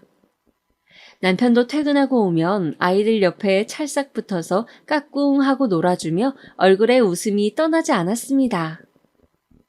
저도 아이들 이유식을 만들어줄 때나 목욕을 시킬 때면 힘들다는 생각은 하나도 들지 않고 그저 소중한 유리구슬처럼 혹시라도 깨질까 다칠까 노심초사하며 정성으로 돌봤습니다. 그런데 우리 아가씨 그 착한 심성은 어디 안 가는지 제가 애들을 데리고 재우려고 앉기만 하면 언니, 제가 재울게요. 이리 주세요. 라며 성치도 않은 몸으로 일어나곤 했어요. 같이 집에서 애들 봐주는 것도 너무 감사한데 자기가 할 수 있는 건 해야 된다고요. 그러면 저는 이렇게 말하면서 아가씨를 억지로 등 떠밀어 방으로 보내곤 했습니다. 아니야. 아가씨는 애 낳은 지 얼마 되지도 않았는데 몸조리 잘해야지. 우리 예쁜 아가씨 몸 상하면 내가 더 속상해서 안 돼. 얼른 가서 쉬어요. 어느 날 제가 평소처럼 큰아이를 재우고 있는 동안 작은 아이의 머리를 쓰다듬는 아가씨의 모습을 보자 저 작은 몸에 벌써 아이를 낳고 엄마가 된 아가씨가 너무 대견해서 눈가가 촉촉해졌습니다. 그러면서도 너무 행복해서 웃음이 났어요. 아가씨가 저희 집에 다시 들어온 이후로 남편과 저는 자기 전마다 항상 침대에 누워 아가씨 얘기, 쌍둥이 얘기하느라 시간 가는 줄 몰랐습니다. 아가씨와 쌍둥이 덕분에 남편과 저의 사이도 더 돈독해지는 것 같았어요. 아가씨가 저희 집에 들어온 이후 김서방을 본 적은 손에 꼽을 정도로 적었습니다.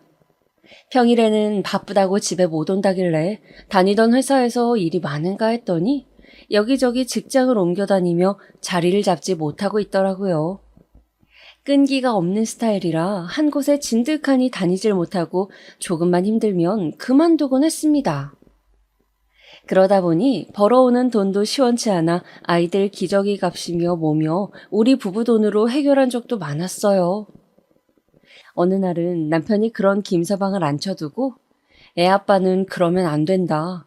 아무리 힘들어도 가장으로서 책임감을 가지고 성실하게 회사를 다녀야 한다라고 훈계도 해봤지만 그저 어른이 하는 잔소리라고 여기는 것 같았습니다. 그 후에도 나아지는 게 전혀 없었으니까요. 한편으로는 김서방도 아가씨처럼 어린 나이에 애 아빠가 됐으니 아직 철이 없는 거겠지, 언젠가는 나아지겠지 하고 생각했습니다. 그 이후에도 김서방은 평일에는 어디서 자는 건지 집에도 거의 안 들어오고 주말에만 잠깐 와서 아이들을 보고 갔습니다. 도대체 어디서 생활하는 거냐 물어도 대답을 이리저리 피하기만 하더라고요. 그러던 와중 주말에 아가씨 방에서 크게 싸우는 소리가 들려 가보니 아가씨 부부가 심하게 싸우고 있었습니다. 아가씨는 바닥에 주저앉아 턴곡을 하고 있었고요. 저희 부부가 방에 들어가서 무슨 일이냐고 묻자 김서방은 방문을 쾅 닫고 집을 나가버렸어요. 집이 무너져라 턴곡하고 있는 아가씨를 겨우겨우 달랜 후 통통 부은 아가씨의 입에서 나온 이야기는 가히 충격적이었습니다. 그동안 김서방이 밖에서 다른 여자와 두 집 살림을 차리고 있었다는 게 아니겠어요? 평일에 그 여자네 집에서 먹고 자고 생활하며 애까지 임신했답니다. 세상에, 아직 쌍둥이들이 두 돌도 안 됐는데 그 여자는 임신 6개월이라네요. 김서방이 집에 하도 잘 안 들어오니까 아가씨도 평소에 의심하긴 했지만 증거가 없어서 긴가민가 했었다네요. 그런데 이번에 아예 들켜버리고 만 거죠. 김서방은 자기는 쌍둥이 키울 자신 없다며 네가 임신해서 어쩔 수 없이 책임진다고는 했는데 막상 결혼 생활해보니 못하겠다는 막말을 내뱉었답니다. 김서방은 그날 집을 나간 후 연락이 두절되었어요. 저와 남편은 그 상대 여자가 누군지 찾아내어 집으로 찾아가 보려고 했지만 김서방과 하도 평소에 교류가 없었던 탓에 정보를 얻기가 쉽지 않았습니다. 아가씨는 그날 이후로 방에 틀어박혀 하루 종일 울기만 했어요. 기운 내라고 맛있는 음식을 차려줘도 입맛이 없다며 먹는 둥 마는 둥 하고 가만히 쌍둥이의 얼굴을 바라보다가도 갑자기 눈물을 흘리곤 했습니다. 생기있던 아가씨의 얼굴이 하루하루 빛을 잃어가고 말라갔어요. 저와 남편은 아가씨 걱정에 매일 밤잠을 설쳤습니다.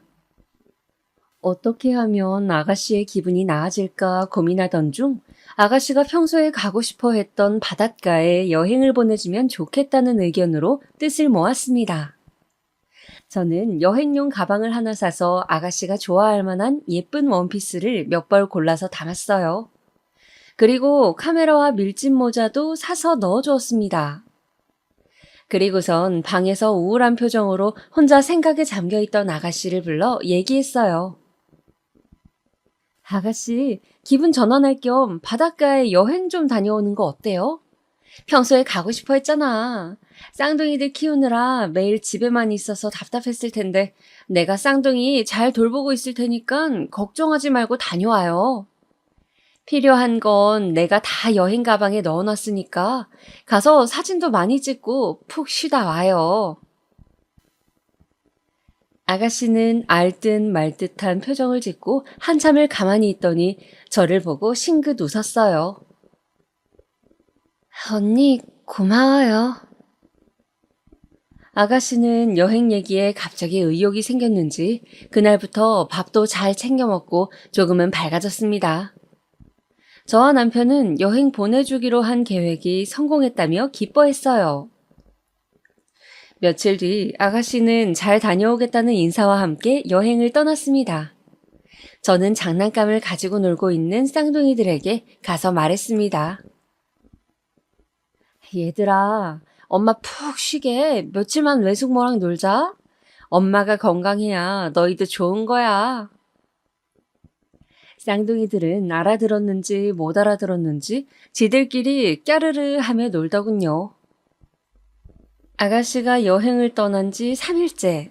간간히 연락을 하긴 했지만 혹시나 쉬는데 방해될까봐 궁금해도 참았어요. 집에 돌아오면 가서 뭐 하면서 지냈는지 자세히 물어봐야지 하고요. 돌아오는 날짜를 정하지 않고 떠난 여행이라 좀 오래 있다 오더라도 아가씨 기분이 좋아질 때까지 있었으면 좋겠다는 마음이었어요. 그런데 갑자기 출근해서 일하고 있던 남편에게 전화가 왔습니다. 지금 급하게 경찰서에 가고 있다고요. 아가씨에게 무슨 일이 생긴 것 같다면서 자세한 건 가서 확인하고 연락 준다고 하더라고요. 저는 혹시 큰일인가 싶어 안절부절했지만 쌍둥이를 놔두고 달려갈 수도 없는 노릇이라 집에서 발만 동동 구르고 있었어요. 몇 시간 뒤 남편에게서 온 연락은 충격 그 자체였습니다. 여보, 우리 미선이가 남편은 숨이 잘 쉬어지지 않는 듯 가슴을 치며 말을 잇지 못했어요. 전화기 너머에는 남편의 울음소리만 가득했습니다. 이런 적이 없는 남편이었는데 불길한 느낌에 울고 있는 남편을 닥달해서 무슨 일인지 캐묻고 말았습니다. 그게 제 인생 최악의 소식이 될 줄도 모르고요. 바로 아가씨가 여행지에서 사망했다는 소식이었습니다. 숙소에서 혼자 목숨을 끊었다네요. 저는 남편의 얘기가 믿기지 않아 몇 번이고 그게 사실인지 물었지만 남편의 대답은 같았습니다. 사실이라고요. 시신의 신원을 확인했는데 아가씨가 맞다면서요. 저는 그대로 주저앉았습니다. 그 후로 어떻게 지냈는지는 사실 기억이 잘 나지 않아요. 사람이 너무 슬프면 기억을 잃는다는데 그게 무슨 말인지 알 것 같았습니다. 저와 남편은 조용히 장례식을 준비했습니다. 그 천하의 몹쓸 놈은 장례식 자리에도 나타나질 않더군요. 어떻게 사람의 탈을 쓰고 그럴 수가 있는지 언젠가는 꼭 천벌을 받길 기도했습니다. 우리 사랑스러운 아가씨, 쓸쓸하게 혼자 저 세상 가게 만들어 놓고 뻔뻔하게 살고 있는 그놈을 용서할 수 없었습니다. 장례식이 끝난 후 집에 와서 쌍둥이를 재우고 있는데 눈물이 왈칵 쏟아졌습니다. 얼마나 힘들었으면 이 예쁜 아이들을 둘이나 놓고 갈 생각을 했을까. 아가씨를 조금 더 챙겨주지 못했던 게 후회되었습니다. 남편은 여행을 보내줬던 게 잘못이었다며 매일매일 스스로를 자책하고 슬퍼했습니다.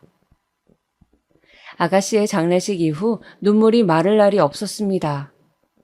매일 밤 자기 전에 아가씨 얘기, 쌍둥이 얘기로 웃음꽃을 피우던 저희 부부는 이제 아무 말 없이 서로에게 이불을 덮어주는 것밖에 할 수 없었습니다. 아가씨가 떠난 이후로 집안의 공기가 차갑게 변해버렸어요. 이렇게 한동안 힘든 시간을 보낸 이후 아가씨의 유품을 정리하다 보니 여행 갈 때 들려보냈던 카메라가 있더라고요. 혹시나 아가씨의 얼굴이 찍혀있지 않을까 하는 마음에 사진관에 맡겼습니다. 필름을 현상에서 받아보니 얼굴은 안 찍혀 있었지만 아가씨가 마지막에 바라봤던 바다 사진이 찍혀 있더라고요. 이 바다를 바라보며 무슨 생각을 했을까 하며 가슴이 아파왔습니다. 이 바다 사진은 나중에 쌍둥이들 크면 줘야겠다고 생각하고 조그마한 상자에 소중히 넣어두었습니다. 장례식이 끝난 지 한참이 지난 후에도 김서방은 연락이 없더군요. 쌍둥이들 키울 자신이 없다더니 이렇게 나몰라라 하는 건가 봅니다. 저도 쌍둥이들을 이제 어떻게 해야 하나 고민하고 있던 차에 남편이 먼저 얘기를 꺼냈습니다. 여보, 우리 쌍둥이들 우리 자식이다 생각하고 키우면 어떨까? 이 핏덩어리들 남의 손에 맡길 순 없잖아. 제발 부탁이야, 여보. 남편은 오래 고민하고 말한 듯 떨리는 목소리로 말하더군요. 저는 생각에 잠겼습니다.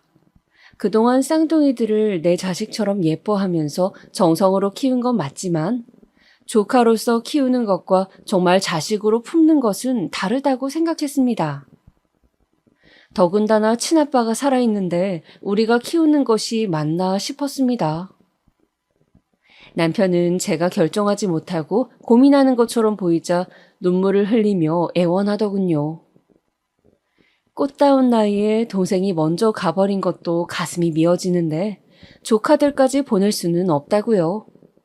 평생의 마지막 소원이라며 그렇게만 해준다면 죽을 때까지 저한테 잘하겠다면서요.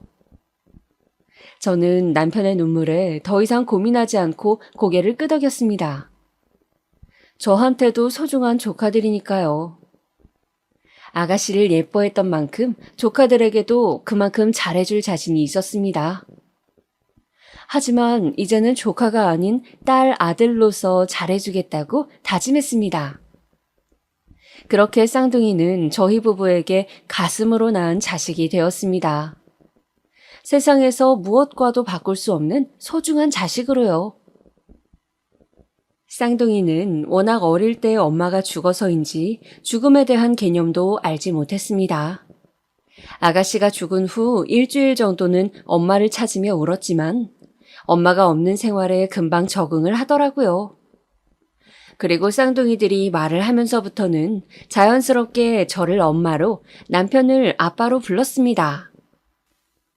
우리 부부 주변 사람들에게 가슴으로 낳은 자식이라고, 우리 자식이라고 쌍둥이를 소개했습니다.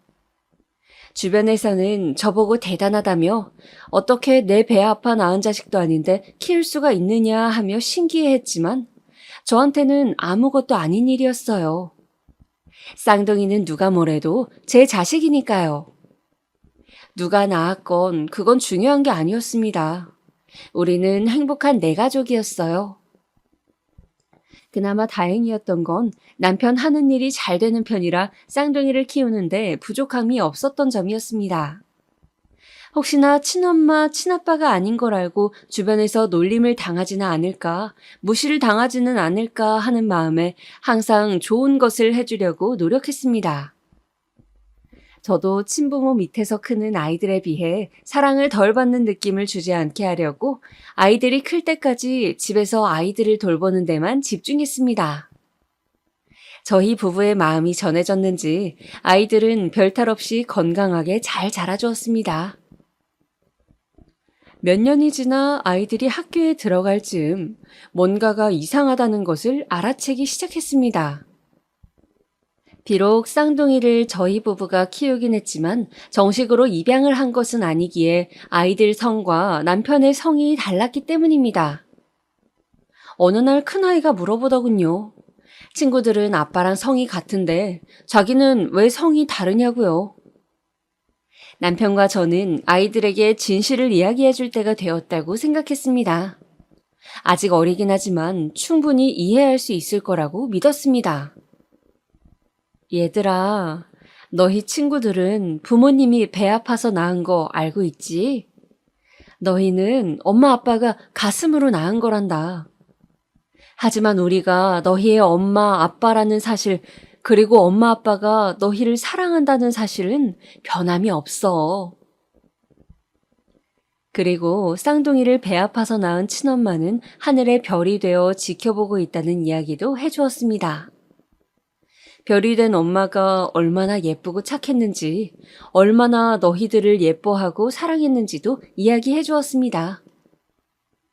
쌍둥이들은 고개를 갸웃거리며 서로를 바라보더군요.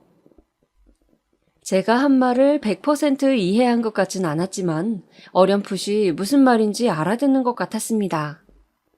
혹시 어린 마음에 너무 충격을 받거나 상처받진 않을까 걱정했는데 다행히 그런 기색은 없었습니다. 그 이야기를 하고 난 후에도 평소와 다름없이 밝게 지내더라고요. 아가씨가 죽은 후 몇 년간 연락도 없던 김서방은 쌍둥이가 학교에 들어갈 나이가 되자 갑자기 돈 봉투를 들고 찾아왔습니다.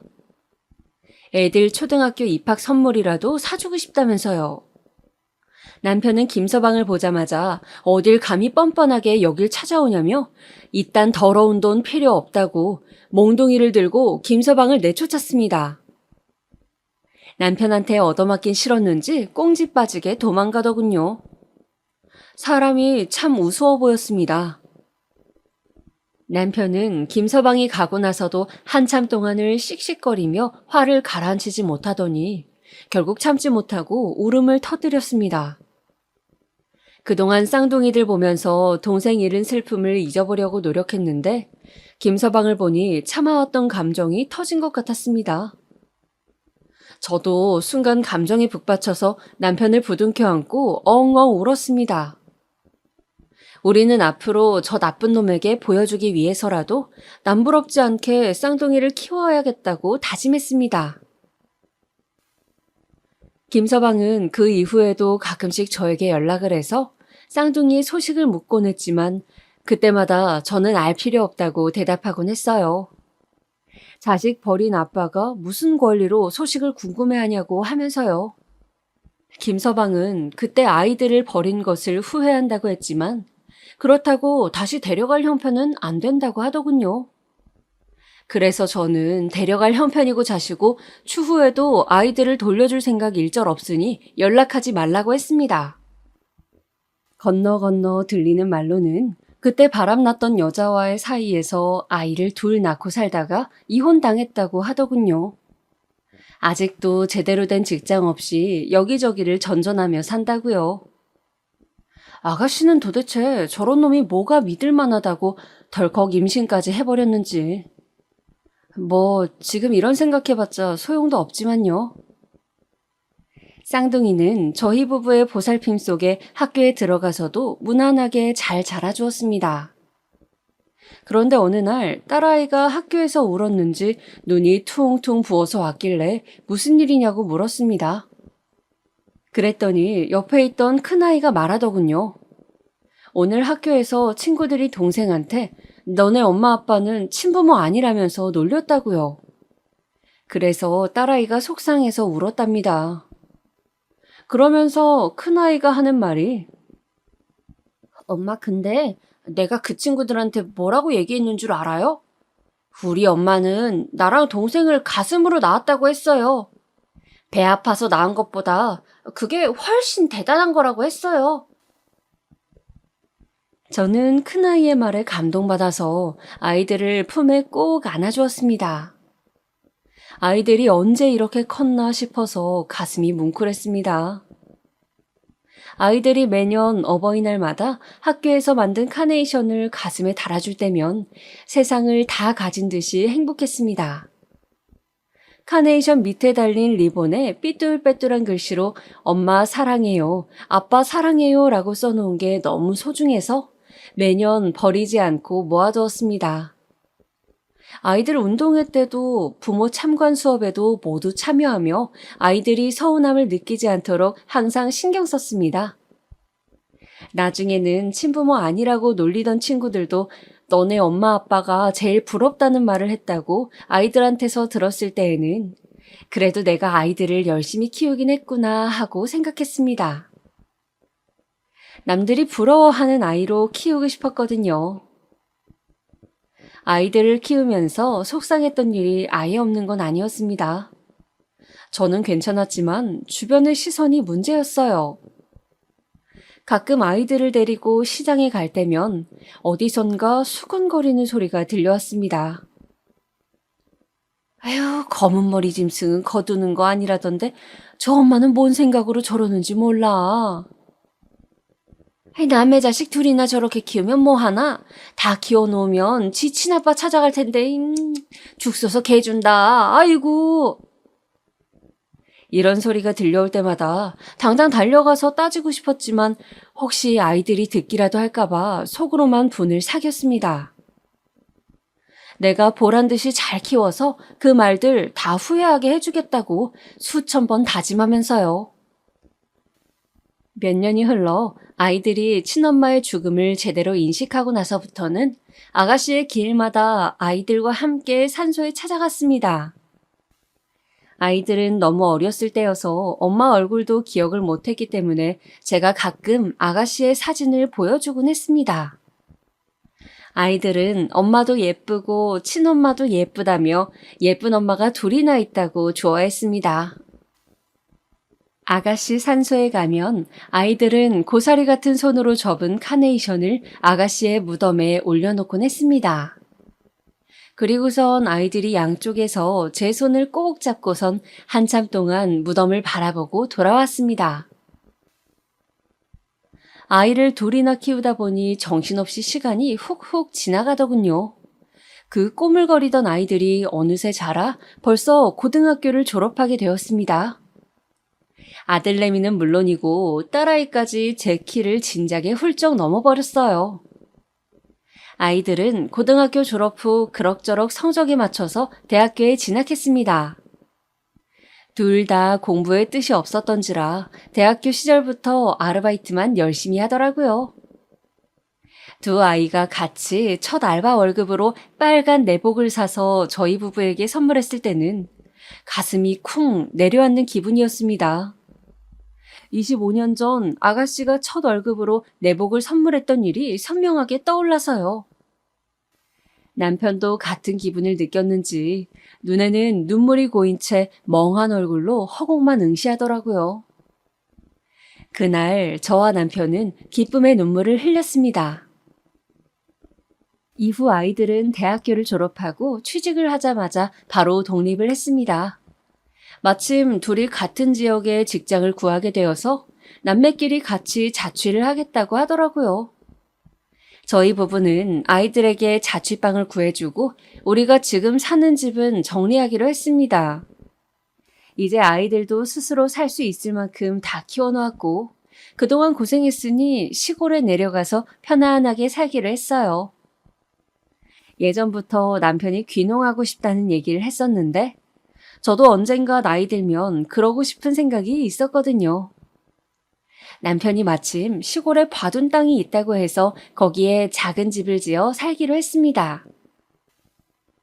저희 부부 둘이 살 거라서 방 2개짜리 작고 아담한 집을 지었습니다. 남편은 원래 하던 일을 접고 동네 어르신들 집 고쳐주고 물건 수리해주면서 소소하게 용돈벌이를 했습니다. 그래도 모아둔 돈이 조금은 있어서 당분간 생활하는 데 지장은 없었습니다.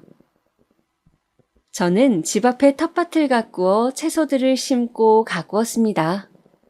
농사를 해본 적이 없어서 아직 형편없었지만 몇 년 더 해보다 보면 동네 시장에서는 팔 수 있지 않을까 해서요.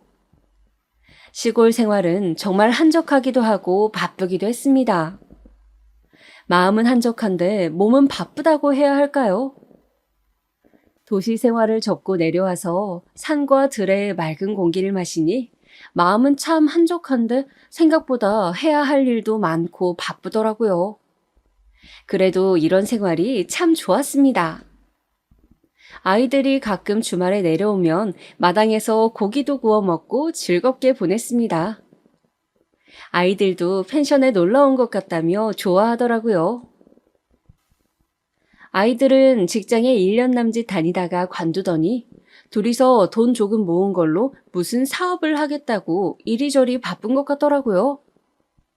어린 나이에 사업이라니 걱정이 되긴 했지만 그래도 젊을 때 추억이니 하고 싶은 거 다 해보라고 했습니다. 대신 해보고 정 안 되면 깔끔하게 포기하라고 당부했어요. 나이만 먹으면 나중에 다시 취직하기 힘들다고요. 사업 아이템이 뭔지, 어떻게 진행할 건지 구체적인 계획은 물어보지 않았어요.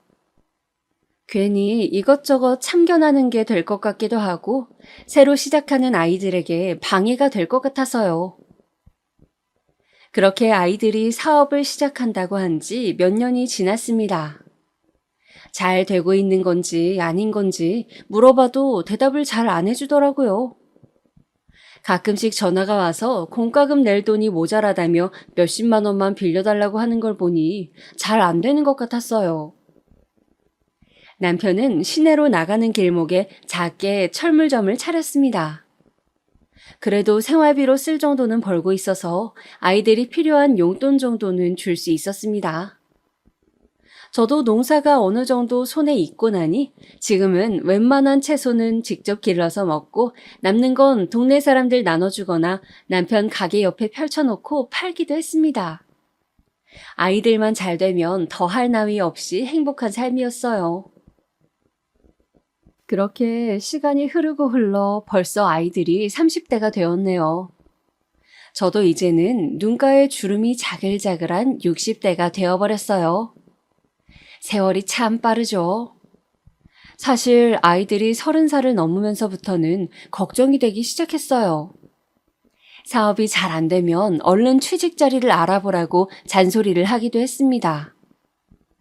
하지만 아이들은 알겠다고 대답만 하고 실제로는 어떻게 하고 있는지 모르겠더라고요.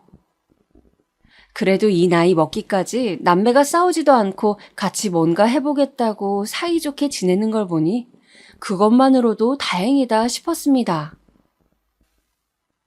그리곤 얼마 전 어버이날이었습니다. 아이들은 어버이날이라고 또 선물을 바리바리 싸들고 시골에 내려왔어요. 엄마 아빠 먹으라며 비싼 한우에 홍삼에 속으로는 고마웠지만 겉으로는 이런데 돈 쓰지 말고 너희 맛있는 거 사 먹는데 쓰라고 괜한 잔소리만 했습니다. 아이들은 제 속을 아는지 모르는지 싱글벙글 웃기만 하더라고요. 그러더니 아이들이 선물이 또 있다면서 작은 상자를 내밀었습니다. 저랑 남편은 상자를 같이 열어보았어요. 그런데 웬 차키가 들어있더라고요.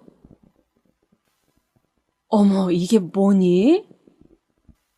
엄마, 아빠, 이리로 와보세요. 아이들은 저희 부부를 끌고 뒷마당으로 데려갔습니다. 뒷마당에는 커다란 대형 SUV 차가 세워져 있었어요. 제가 차종은 잘 몰라서 이게 얼마짜리 차인지는 잘 모르겠지만 딱 봐도 비싸 보이는 외제차였습니다. 저는 이게 무슨 일인지 몰라 아이들을 쳐다보았습니다. 엄마, 아빠, 이제 우리 이 차 타고 주말마다 같이 여행 다녀요. 저와 남편은 어리둥절해서 도대체 어떻게 된 일인지 아이들에게 물었습니다. 아이들이 해맑게 웃으며 이실직고 하더군요. 사실 몇 년 동안 사업이 생각처럼 잘 되지 않아 접을까 하던 차에 운 좋게도 대박이 터져 큰 돈을 벌게 된 이야기를요. 지금까지도 사업이 잘 유지되고 있어서 직원도 몇 명 채용하고 서울에 어엿한 사무실도 갖추게 되었답니다. 엄마 아빠를 깜짝 놀래켜 드리고 싶어서 여태까지 돈 없는 척, 잘 안 되는 척 연기를 해왔다고 하네요. 어떻게 몇 년 동안 저희를 깜빡 속일 수가 있는지, 이게 꿈인지 생시인지 분간이 안 되었습니다. 사업이 잘 되면서 너무 바빠져서 자주 내려오지 못했다며 죄송하다고 하더군요. 그래도 이제 직원들도 많이 채용하고 어느 정도 사업이 안정되어서 주말마다 엄마 아빠 모시고 여행 다닐 시간은 된다면서요.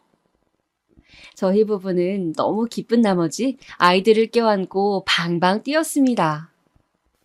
아이들이 부자가 되어서 기쁜 게 아니라 부족한 엄마 아빠 밑에서 남부럽지 않게 장성해 주어서 본인들만의 힘으로 이렇게 이뤄낸 게 너무나도 대견하고 기뻐서 덩실덩실 춤을 추었습니다. 남편이 아이들의 손을 잡고 이렇게 말했어요. 부족한 엄마 아빠 밑에서 이렇게 잘 자라줘 너무 고맙구나. 너희가 잘 되니 나는 이제 죽어도 여한이 없다. 아이들은 남편 보고 아빠는 뭘 그런 말을 하냐면서 이제 좋은 일만 남았으니 오늘은 신나게 놀자며 다 큰 나이에도 깍깍 소리를 지르며 뛰어다니더라고요. 그러다가 갑자기 둘째 아이가 큰 아이의 손을 잡고 손가락을 입에 갖다 대며 쉿 하더라고요. 그러자 큰 아이도 조용해졌습니다. 둘은 저희를 소파에 앉힌 후 그 앞에서 큰 절을 올렸습니다. 엄마, 아빠, 그동안 저희 이렇게 사랑으로 키워주셔서 감사합니다. 순간 큰 절을 하는 아이들 모습에 아가씨의 모습이 겹쳐서 보였습니다.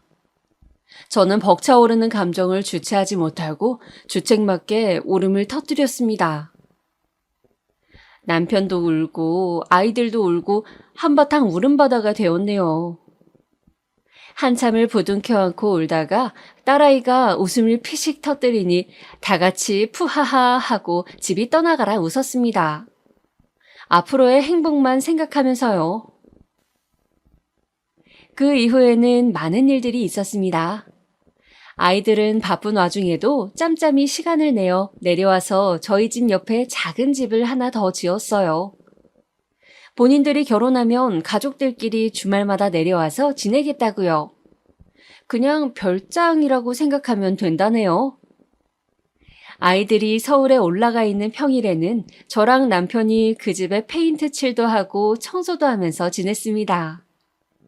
아이들이 언제 결혼을 할지 모르겠지만 언젠가는 손주도 낳고 도란도란 3대가 모여서 지낼 생각에 행복해 하면서요. 그리고 남편의 철물점은 시내에 자리 좋은 곳으로 옮겼습니다. 그 옆에는 제 채소 가게도 조그맣게 열고요. 아이들이 엄마 아빠 쾌적한 환경에서 일하시라면서 인테리어도 깔끔하게 싹 해주었답니다. 그런데 너무 돈 벌려고 고생하지 마시고 재미로만 하라면서요. 노후는 자기들이 싹 다 책임지겠답니다. 말만이라도 고맙더라고요. 아이들 사업은 그 이후에도 계속 잘 되고 있습니다. 애들한테 장사 공부는 가르친 적 없는데 그쪽으로 머리가 타고났나 봐요. 역시 아이들을 믿고 기다려주길 잘했나 봅니다. 그리고 SUV 타고 주말에 여행 가자던 약속은 집이 다 지어질 때까지 잠시 뒤로 미뤄두었습니다. 집이 완성되었을 때 동네 사람들을 불러서 잔치도 했어요. 동네 사람들이 자식 농사 잘 지었다며 한마디씩 칭찬해 주셔서 저도 모르게 어깨가 으쓱했답니다. 여기가 우리 동네에서 자식 농사 최고로 잘 지은 집 아니요. 부러워 죽겠구먼. 부럽다, 부러워. 우리랑 사돈 맺을 생각 없슈? 검은 머리 짐승 거둔다고 욕먹던 제가 이제는 자식 농사 최고로 잘 지은 여자가 되었네요. 그때 시장에서 욕하던 사람들이 지금 모습을 본다면 뭐라고 말을 할까요? 아마 부끄러워서 제 앞에서 고개도 못 들 겁니다. 이런저런 생각에 정신없이 잔치가 끝난 후 우리는 첫 가족 여행을 어디로 갈지 의논했습니다.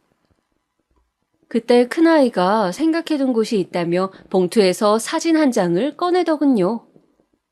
사진을 본 저는 깜짝 놀랐습니다. 아가씨의 유품에 있던 사진이었습니다. 아가씨가 마지막으로 바라봤던 그 바닷가 말입니다.